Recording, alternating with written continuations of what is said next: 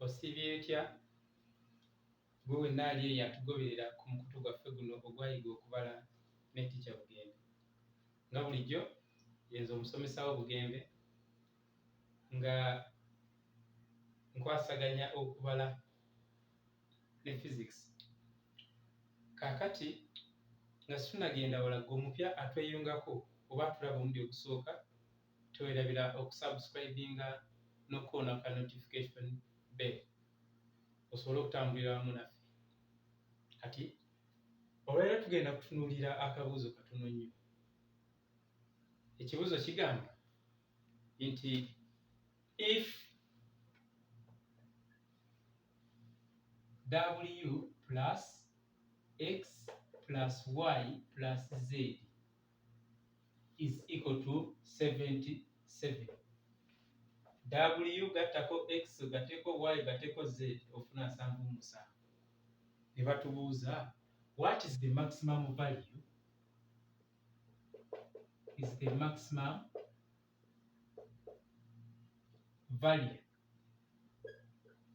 of wx plus xy plus wx plus xy plus yz. Baga maximum value eriki? Kati wano kye tugenda okukola, tulina okusooka ne tuzuula value ya w, eya x, eya y n'eya z. Method nnyingi naye tetugenda kugeesinga. Kuba bw'ogeesinga buli omu ajja geesinga bibye newankubadde mwena museera mufuna 77. Wano we mukyukira. Kati singa abakwadde ekibuuzo bwe kiti, tugenda kukozesa method emu ey'okudifferentiatinga. Atagika bulungi kudifferentiatinga tugeze batugambye nti y is equal to x cubed. Differentiating equation eno with respect to x. Kitegeeza tuba tufuna dy dx ejja kubeera power eno ejja wano, kati ekisigadde ne kireducinga by 1. Kitegeeza general formula eri if y is equal to x power n, dy dx egenda kubeera n times x power n minus 1. Ebanga first derivative. Kati kino kye tuteeka wano. X ye x n'ogiteekawo. N ye 3, kati wano enkola 3. Wano bagamba n minus 1, kitegeeza 3 bw'ojjako emu ofuna ki? 2. Kitegeeza dy dx is 3x squared. Kati kino kyennyini kye tugenda okukozesa mu okufuna answer eno. Batugambye nti x plus y, wano kuliko w, okugatta kuliko mutative, w plus x plus y plus z is equal to 77. Eno tugineeminga ebeere equation yaffe 1. Onfuna. Kati okufuna maximum value eya kino, tugenda kwashuminga nti z eno katugifuule nti yesinga obunene mu zonna. Etegeeza mu buli ngeri yonna maximum value nga nkubisizza digit 3 eya combination y'esatu, nja gifuna nga nkubisizza era maximum value. Nsobola okugamba nti let z be the maximum or greatest value of the four. Kitegeeza maximum value ejja kuba wz plus xz plus yz. Singa mba nteekinze case 3, eno yeyina okubeera maximum. Kati let it equal to m gye tutamanyi. Tetumanyi value ya m.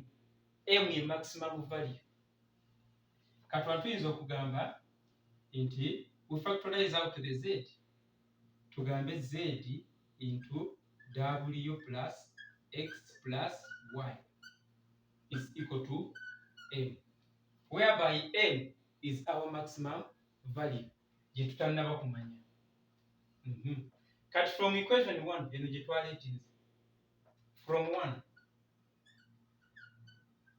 tusobola okugamba kano okalaba kano ne tukafuna okuva wano.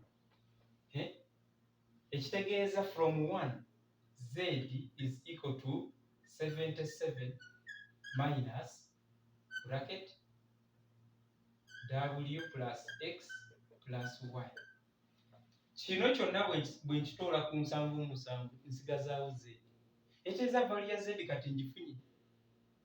Kati kino kyokka batugambye kiri equal to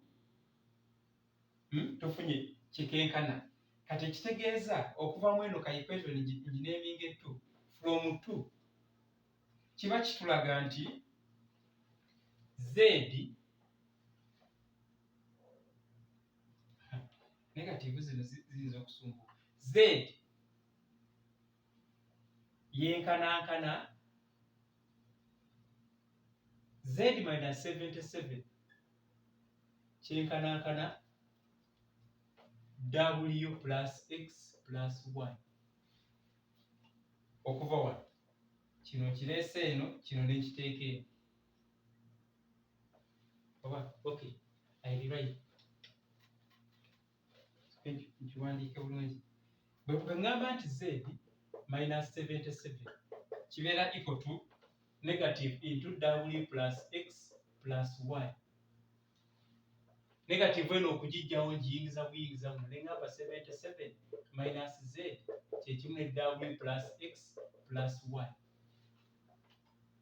Kati ekitegeeza wennyina kano oteekewo obuteesi kiri. Nja ku equation yaffe eno ejja kuba nti z into 77 minus z is equal to m. Kati olwo tuba tufunye m, tuba tutuuse ku point eri gye twagambye nti tweyambise derivative. I can work out this n'ekyexpanding. Nja kufuna 77 z minus z squared nga it's equal to m. Kati I differentiate this equation 3 with respect to z. Differentiating with respect to z such that maximum value ya derivative yonna ebeera 0 oba minimum value ya derivative yonna ebeera 0. Kasito differentiating maximum value ebeera ki 0. Kati eyo point yokka gye tugenda okunootinga. Bwe tudifferentiating kino with respect to z tufuna ki? Kino using okuva mu general principle gye twagambye.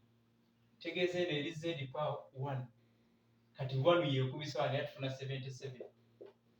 1 minus 1 is 0. Any number to power 0 is 1. Kitegeeza kino kiba kikoze eki? Kyo kibivaamu. Onfuna 77 z bwe differentiating with respect to z kijja kuba z to power 1 kati 1 ekubisa wano times z power 1 minus 1. Any number to power 0 is equal to 1. Tegeeza nfunye eki? 77 minus z squared when differentiating nja kufuna 2z. Okay? Tugambye olumala ofuna derivative yakyo okuba maximum condition etugamba nti we just equate to 0. Tegeeza eno equation bwetyo bwefuuka equated to 0. Kati bwe mba maze okufuna kino I work out for z. Njagamba 77 is equal to 2z. Bwe dividing by 2 z ejja kubeera z is equal to bwe dividing by 2 z is equal to 1 minute. Hit calculator here. Kati singa tu dividing by 2 7 gabanyamu 2 ofuna 38. 38.5. Since twagala maximum value, we round up to the nearest integer. Tegeeza z eri approximately 39. Kati maze okufuna z. Kati kitegeeza bwe nteeka mu equation yaffe wano eno ejja ne equation gye twasoose nayo nti w plus x plus y. Kati z tugifunye erya 39 eri equal to 77. Kati kitegeeza w plus x plus y eri equal to 77 gyaka 39. Ofuna ki? Tutekoya mitwe. 77 bwe zijjako 39 nfuna 38. Teeza w bwengatako x nengatako y nja kufuna ki? 38.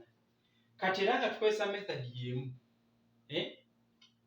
twasuuminge kati y ye maximum value eya zonna. Taking y now.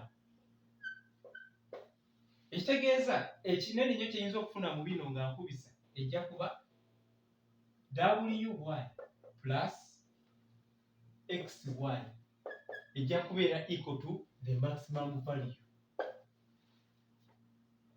Kati nkiwakinge out nti y into w plus x bafuna maximum what value.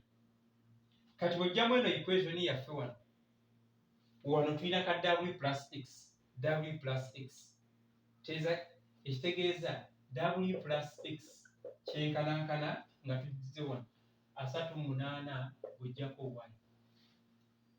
Kati kano tukateeke wali y into 38 minus y nfuna ki? M. Era nkikubiseemu nga 38y minus y squared nfuna M. Kati I differentiate with respect to y. Wano nja kufuna 38 minus 2y. Kati ekisaa zino kiri equal to 0 after taking derivative. Kati bwe nkiwakinga out njagamba 38 eri equal to 2y. Ngambe y eri equal to 38 bwe ngabizaamu 2 nfuna ki? Ngabizaamu 2 nfuna 19. Nfunye y yange ng'eri 19.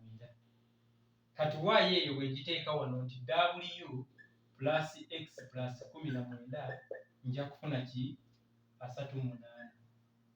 Kati ekitegeeza w plus x eri equal to 38 minus 19 ngambe w plus x ng'era eri equal to 19. Kati eno equation etutuusizza wano awo tutuuse. Kati ku zino ngambe nti x gye tuba tukonsideringa okuba maximum value. Take x. Kitegeeza ekinene ennyo kyenyinza okufuna kijja kuba w what x nga kiri equal to maximum value m. Kyokka okuba wano from ka equation kano tukiraba nti w kyenkanankana 19 minus x.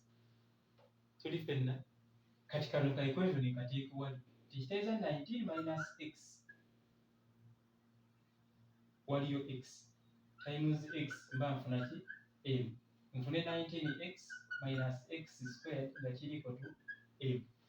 Era kyekimu kye tuddamu taking a derivative. Kino kifa. Ne tusigaza nti 19 minus 2x eri equal to 0. Teeza 2x eri equal to 19. Gabizaamu x ejja kubeera 19 divided by 2 ofuna 9.5. Since twetaaga maximum value eteeza x approximately kangitwala okuba 10 arounding up nene eyenkanankana 5. Kati x bweba 10 twasigaza nti w plus x is equal to 9.